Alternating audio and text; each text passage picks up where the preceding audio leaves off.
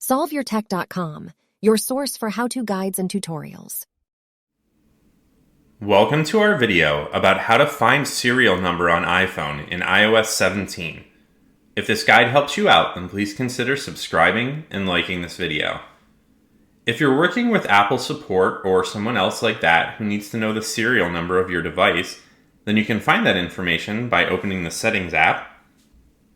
You can then scroll down and choose the General option from this menu, and then you can select About at the top of this screen. Now you just need to find the serial number option in the top section of the About menu, and then that serial number is going to be shown to the right of it, and that's what you're going to need to provide to someone if they are requesting that information. Make sure to like this video and subscribe to our channel to see more tech guides like this one. For additional information on this topic and to read the entire article, click the link in the description to visit solveyourtech.com.